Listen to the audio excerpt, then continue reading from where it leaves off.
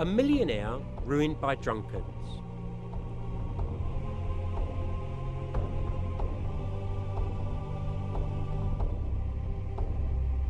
In the time of the Lord Buddha, there was a family of bankers who had 80 million to their name. The son was born with a silver spoon in his mouth, and his parents loved him so much that when they got older, they pleaded with him just to live off the family inheritance and never to earn his living. They said, "You are only child.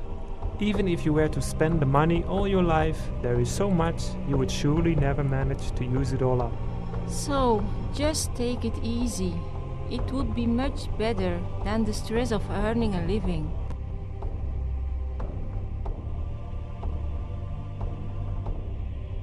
The son didn't like working for a living anyway, so he agreed wholeheartedly. He settled down to the onerous task of spending his parents' fortune and passed the time playing the guitar or singing songs. In another nearby town, there was a daughter born to another banker's family, and her parents loved her so much that when they got older, they pleaded with her in just the same way, just to live off the family inheritance and never to earn her living. They said, "You are only child. Even if you were to spend the money all your life, there is so much you would surely never manage to use it all up. So please take it easy. It would be much better than the stress of earning a living. You could live nearby us, so we won't get lonely in our old age." The daughter agreed and whiled away her time, spending her parents' fortune. When both the daughter and the son came of age, both families looked for a worthy partner for their child. They found a worthy partner in each other, and so their marriage was arranged. This couple was amply provided for, but they had no idea how to manage their wealth. At the time, when the parents on both sides of the family passed away, the couple had been left with a total inheritance of 160 million. The millionaire boy would seek audience with the king 3 times a day. In that town, there was a group of drunkards. They would get drunk and chatter idly and dream of ways to be able to get free drinks their whole life long, because they thought alcohol was the greatest drink in the world.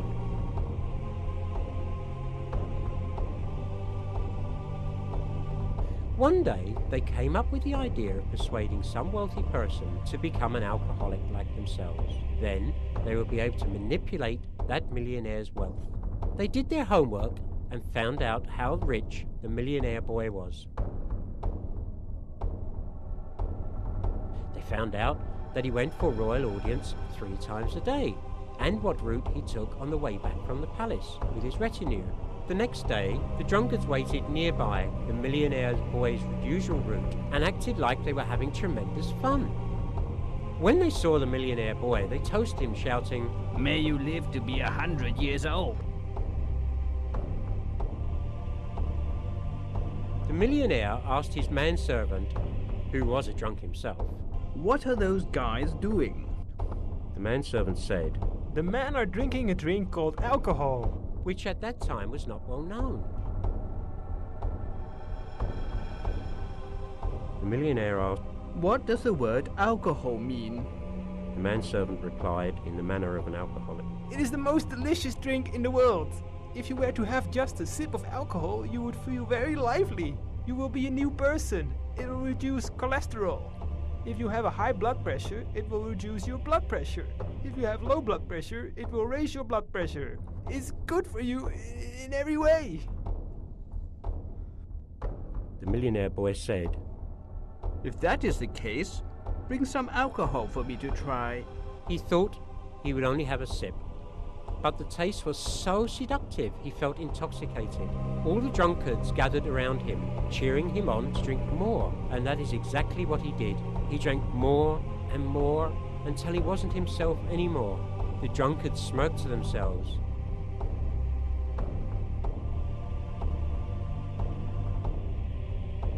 The millionaire boy kept on paying for more drinks for himself and drinks for all of the other cronies too, because it's no fun to drink alone. You have to have company. you are drinking, so that you can chat and boast and tall stories. And just getting drunk wasn't enough. He would go out buying expensive flower garlands and would invite musicians and dancers to perform for him and would always reward them with lavish prizes. He would do the same thing every day. Before long, all that was left of his fortune were empty treasure chests. The treasurer came to advise the millionaire boy that there was nothing left of his fortune of 80 million. The millionaire boy asked, "Doesn't my wife have some money to her name?" The treasurer answered, Yes, sir, she does still have some wealth. Therefore, as soon as the millionaire boy got his hands on his wife's fortune, he continued his drunken extravagance as before until eventually the fortune was exhausted again. Now, in order to raise some cash, he was reduced to selling all his beautiful estate. To slake his thirst, he sold off his orchards, his coach and horses, trinkets around the house, and eventually the house itself. In the beginning, they asked the permission of the new owner to stay on in their former house. Their handsome looks became forlorn. In their old age, they were driven from the house by the new owners, so they had to wander from one house to another, looking for refuge. Eventually, they had to resort to a begging bowl to feed themselves. One day, the Lord Buddha, with Ananda as his attendant, passed through that town, and seeing the husband and wife begging for the monk's leftovers by the monk's refectory, the Buddha smiled to himself. Seeing the Buddha's smile, Ananda asked the reason. The Buddha replied, Ananda, look at this millionaire son, formerly rich, but who has squandered 160 million, and who must now take his wife around begging for a living in the city. If this millionaire's son had not squandered his wealth, but in his youth had invested in business, he would be the richest man in the city by now, because he has a lot of merit in his past. If he had renounced the world in his youth, he would have become an arahant. If his wife had renounced the world as a nun in her youth, she would have become a non-returner.